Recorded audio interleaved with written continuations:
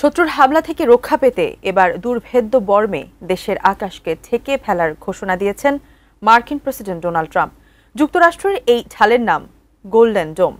ট্রাম্পের এমন ঘোষণার পরই দুনিয়া জুড়ে চলছে নানা আলোচনা।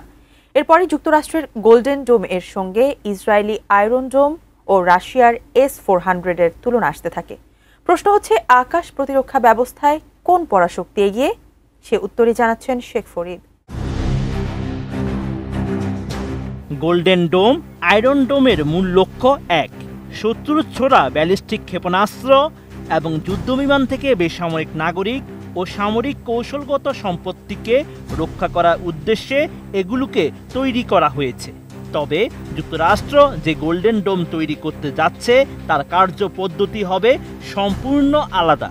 এই হাতিয়ারটি হবে সম্পূর্ণ মহাকাশ ভিত্তিক।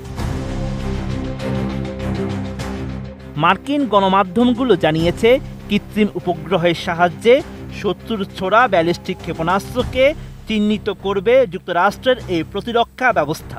এর জন্য স্থলভিত্তিক রাডারের সঙ্গে কাঁধে কাঁধ মিলিয়ে কাজ করবে এই ব্যবস্থা। তারপর লেজার ব্যবহার করে হাইপারসোনিক, ব্যালিস্টিক এবং ক্রুজ তিন ধরনের ক্ষেপণাস্ত্রকে মাঝ আকাশে ধ্বংস করবে গোল্ডেন ডোম। তবে প্রতিরক্ষা বিশ্লেষকদের ধারণা, একাধিক পর্যায়ে এই অস্ত্র ব্যবহার করবে মার্কিন বাহিনী, যা দ্বিতীয় শ্রেণীতে থাকবে স্থলভিত্তিক মিড কোর্স প্রতিরক্ষা ব্যবস্থা। আন্তঃমহাদেশীয় ক্ষেপণাস্ত্রগুলোকে চিহ্নিত করে তা ধ্বংস করার ক্ষেত্রে এর জুড়ি মেলা ভার।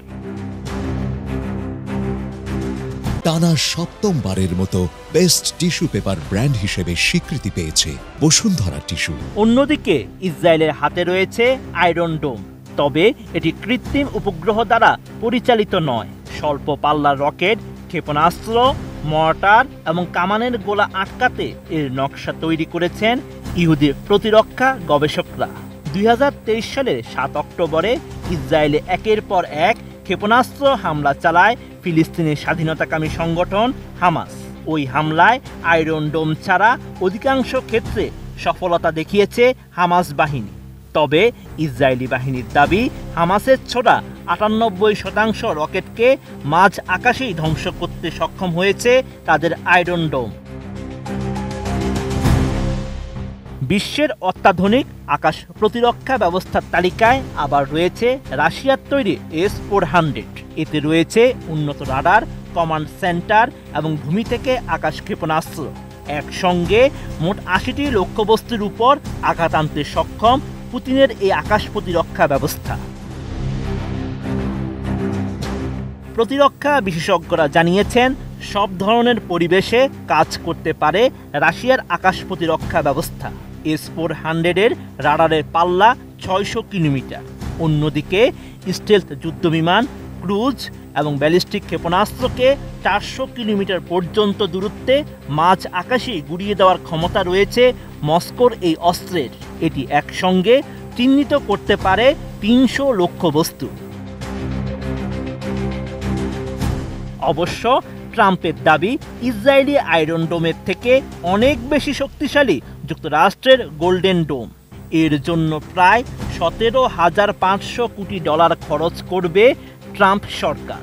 তবে প্রাথমিকভাবে এই প্রতিরক্ষা ব্যবস্থা তৈরিতে $2,500 কোটি দেওয়া হবে।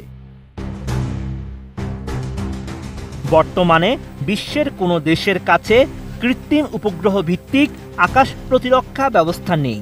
ফলে গোল্ডেন ডোম তৈরি হলে সেদিক থেকে অনেকটাই এগিয়ে যাবে যুক্তরাষ্ট্র। তবে এই ধরনের প্রযুক্তি তৈরিতে খুব একটা পিছিয়ে নেই রাশিয়া ও চীন।